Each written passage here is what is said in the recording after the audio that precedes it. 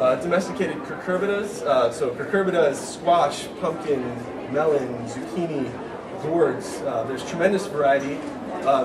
One of the reasons there's tremendous variety is because there was multiple centers of origin. So ancient peoples in both North, South, and Central America, as well as Africa and Asia, were growing varieties of melons and squash and gourds. And it's amazing how important this food group is in all of our diets. I mean, everyone eats pumpkin pie or watermelon and zucchini. It's a wonderful crop that has a long history in human society. I had to bring in turnips because most of us in this audience have a Caucasian or European background, and turnips, although many of us don't eat a lot of turnips in our diet today, turnips were a very important food crop in the old world in Europe. People used turnips for animal fodder as well as for peasant food. So people referred to turnips as neepers back then. Yeah, neepers. And so before potatoes became available in the New World, people ate turnips. And that before people could cut hay and store hay, people fed turnips to their animals. So turnips are a really important part of our European ancestral history as well as our food history. So hooray for turnips. I don't know how many of you grow turnips in your garden today, but... Well, Robbie Burns was out to these Robbie Burns events and they kept having turnips. Yep. With whatever, the haggis and they called it nips. Yeah, neepers. Yep.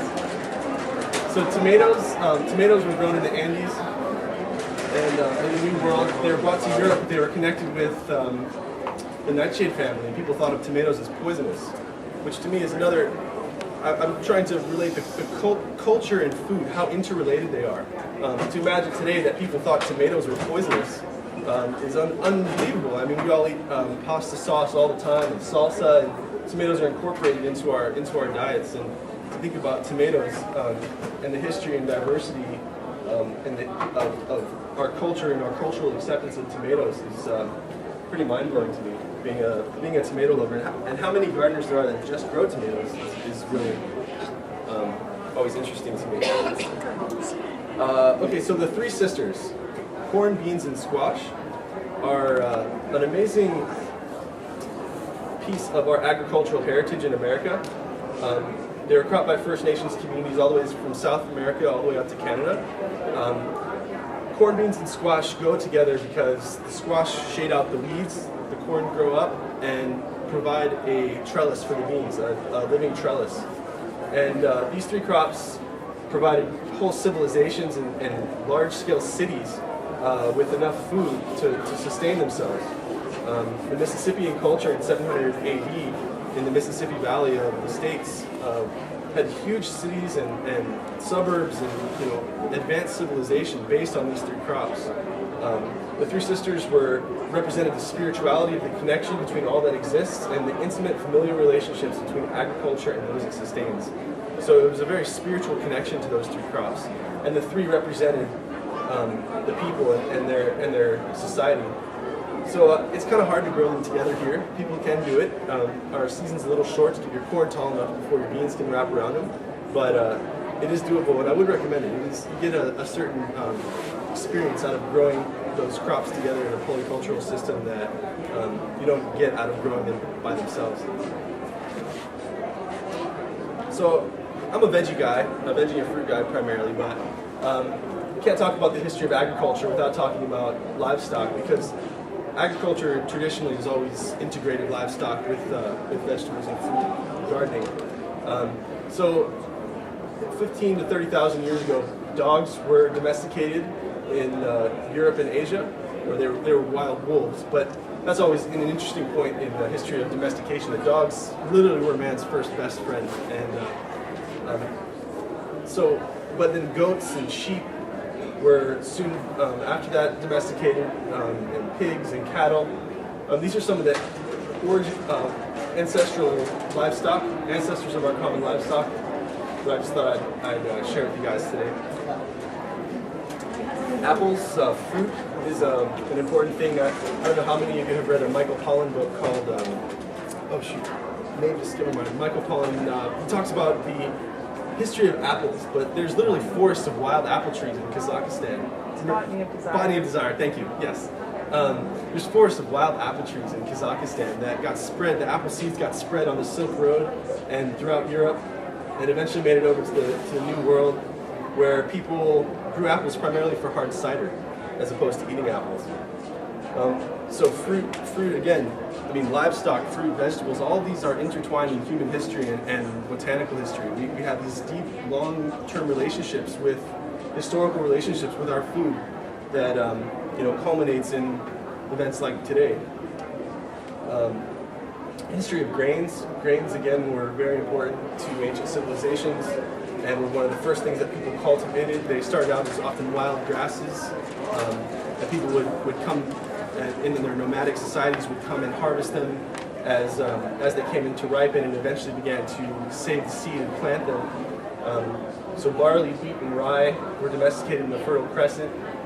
Rice was domesticated in Asia. Corn in Central America. Millet was in sorghum in Africa. Quinoa in the Andes of South America, and oats in Europe. So all these tremendous diverse grains came from different places. So my goal today was to help you guys develop a historical and cultural perspective of, and ultimately a deeper connection with, the food we eat. So knowing where your food comes from, and instead of going to the grocery store or the farmer's market and just seeing these as just a vegetable, it's actually a living artifact that has changed over time. Each plant has a living heritage, like a family heirloom, and every food plant has a story. So when you go to eat your vegetable, it's more than just a piece of food to eat. It's a living heritage, and it has its own story. So that is the first part of my presentation. That is the ancient part, and now I'm going to go into modern day.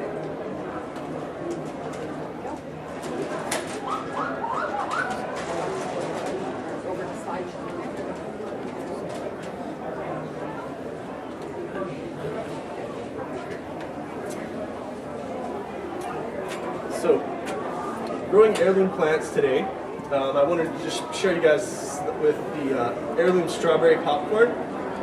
To me, that's just mind-blowing that a corn could look like a strawberry. So saving our garden heritage. What are heirloom seeds? Where can you find them, and why are heirlooms important? So what are heirloom seeds? Heirloom seeds are seed varieties that were faithfully handed down from generation to generation in a family or community. Heirloom seeds have a unique genetic identity, a name and a story, a heritage that is preserved by committed seed savers, characteristic flavor profile, and inherent strengths. So each variety that you guys see out there on the tables has its own identity, a story, a heritage, and its own unique flavors and strengths in the field. So that's what heirlooms are. I mean, there's a lot of confusion. I mean, there's a lot of language that can be used. Heritage varieties, heirloom varieties, open pollinated varieties. It gets a bit confusing, but an heirloom variety is one that's been handed down from generation to generation, and that's the definition of heirloom. But there is it's kind of a gray area because there's a lot of different interpretations of that. So terroir.